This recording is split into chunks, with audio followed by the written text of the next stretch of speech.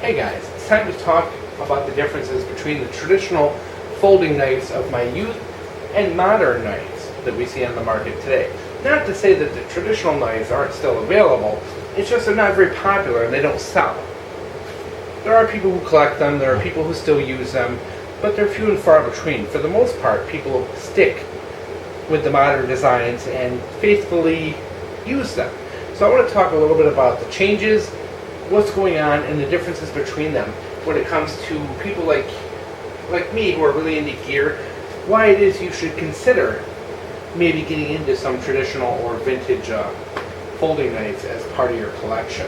So I've witnessed a lot of change in my lifetime. I'm not an old guy by any means, but in my life I watched a pocket knife go from being a piece of utility that you kept solely in your pocket to a very versatile tool that you could carry on you in all different kinds of ways. And very interesting, they've made them safer, they've made them stronger, they've made them better. So much has changed in that little time, considering that, you know, your average folding knife from literally 1900 to 1980 went completely unchanged. They were pretty much all the same, just different materials, maybe different construction, but for the most part, they were all the same. Your average folding knife had, you know, a couple of scales that held in however many blades you had, which were under spring tension in the back. Usually there's a couple springs that run the length of the knife, and everything was kind of pinned and peened together with usually little brass rods. They were very simple, very effective. They weren't the strongest things on earth, but they, you know, obviously there's a ton of them around, so they obviously worked. Of course, you have slightly different things as well. Like you have these, like this electrician's knife that has like a little brass liner lock for the screwdriver and a bail for the so you can put it on your keys. But for the most part, they went unchanged for 80 years. And then in my lifetime, you know, from the 80s until now, it's a world of difference. I mean, look at the differences between these. You know, that Kershaw in the middle, it's a whole different world. You didn't get serrated knives when I was a kid. Nobody had a serrated knife. It was almost unheard of. Nobody had a pocket clip. Nobody had a liner lock. Nobody had any of these things. It's, you know, things have changed a lot. So let's talk first about the safety aspect and what's changed with the operation of knives. You know, traditionally knives were slip joints. They open up like this, they're under spring tension, you close them, they have a nice snap to them. Really no safety feature to prevent that from closing, except that you kind of had to use the knife properly to make sure you were never putting force in that opposite direction that might close it up. Now there were some knives, like this electrician's knife, that did have a little brass liner to keep the screwdriver from closing, but the blade on this is, once again, a slip joint. Now, I do remember a lot of lockback knives as a kid, and they were pretty popular, and they just had a simple little lock in the back that you would push down with your thumb, and that would let you release the blade. That was the main safety feature to a knife back then.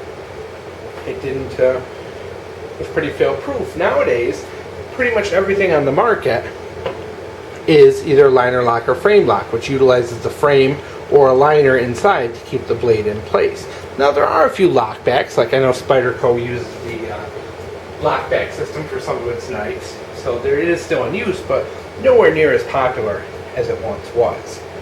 So that's changed, and I think a lot of that has to do with the market changing and these companies doing their best to avoid being sued.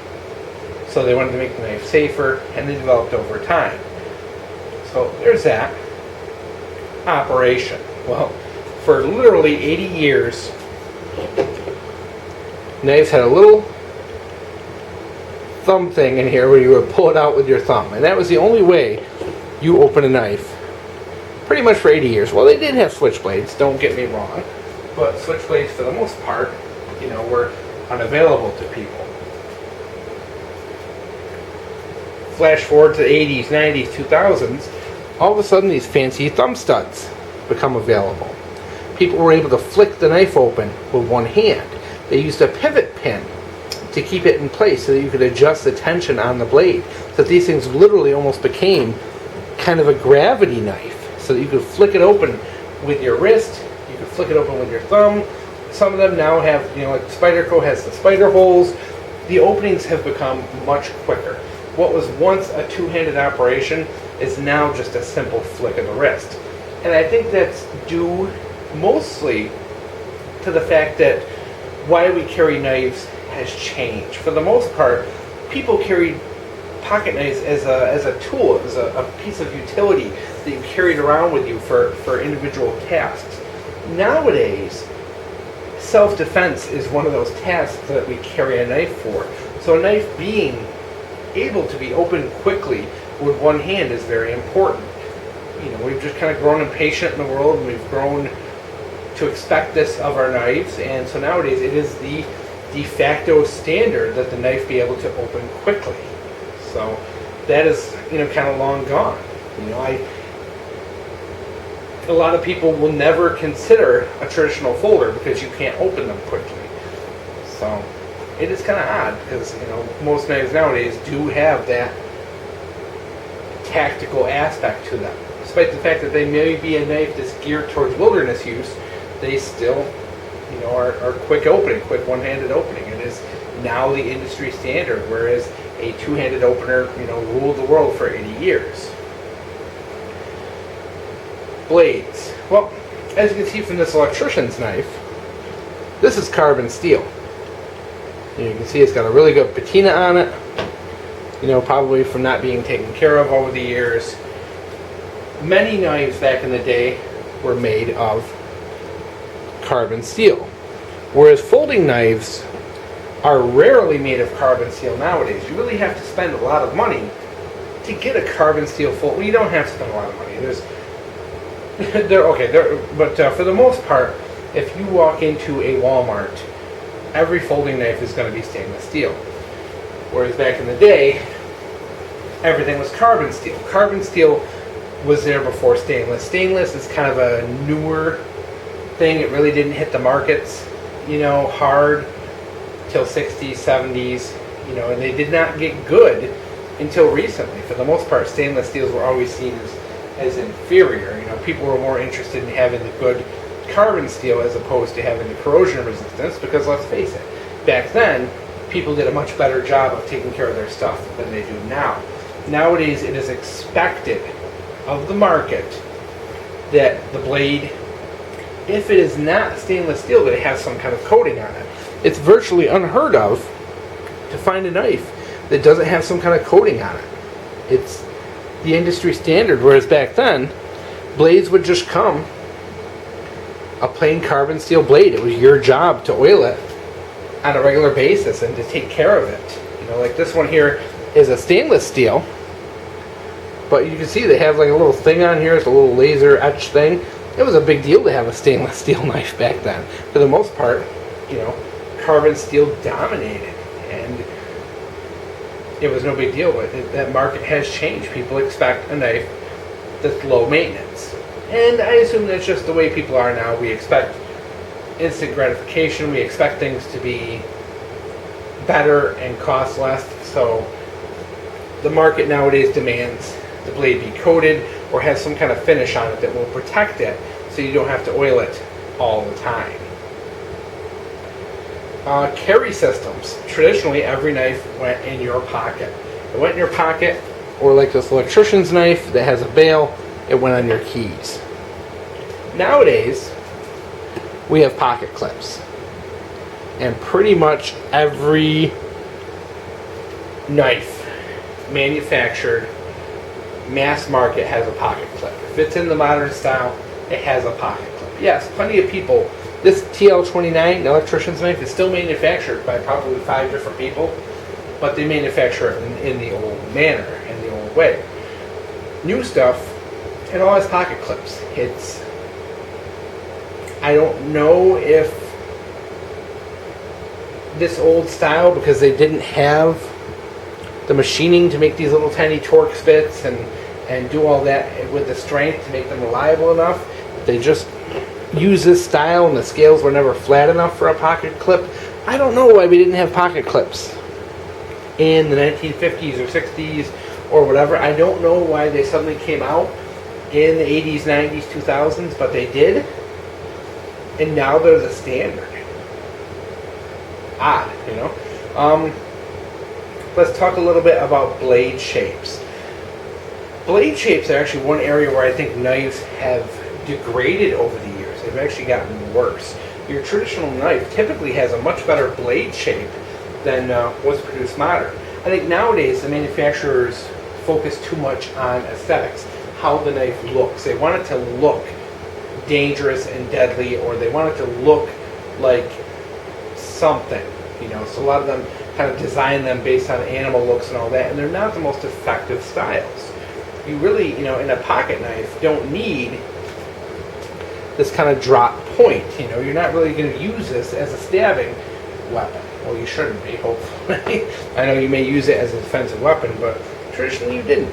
So what did blades have? Let me open this sucker up. This one's a 3-blade.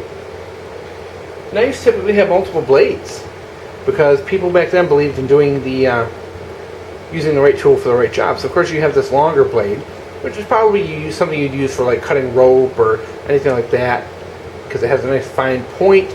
You could definitely use this for cleaning game or anything like that, something where you need that very fine tip to do some cutting.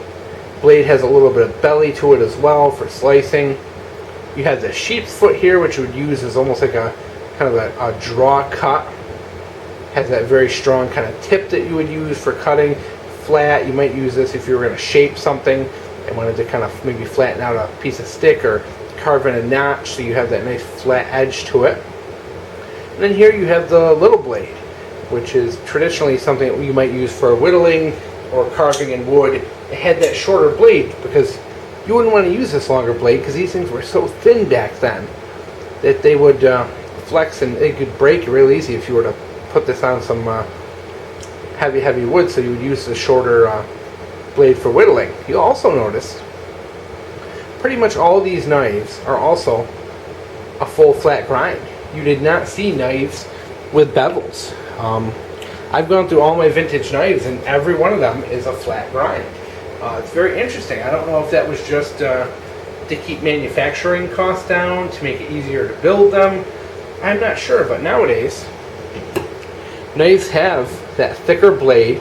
They have that secondary bevel, which gives the knife more strength. So, is it an improvement? Yes, definitely. But there's nothing that compares to these nice, thin,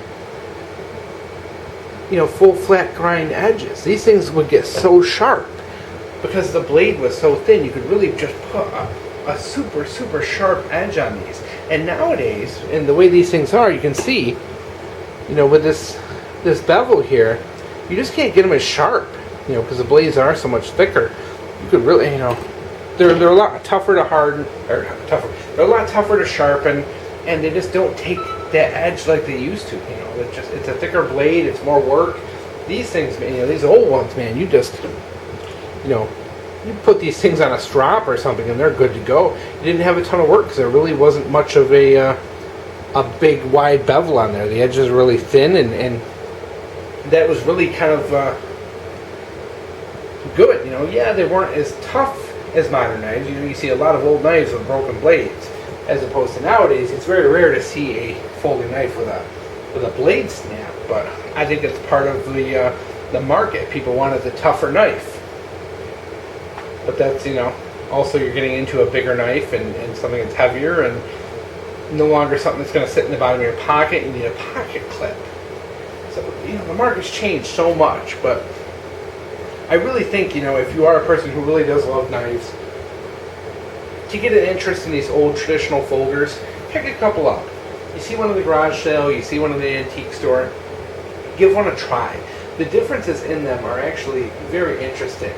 And they're very interesting to use because they do have blades that are meant for individual purposes.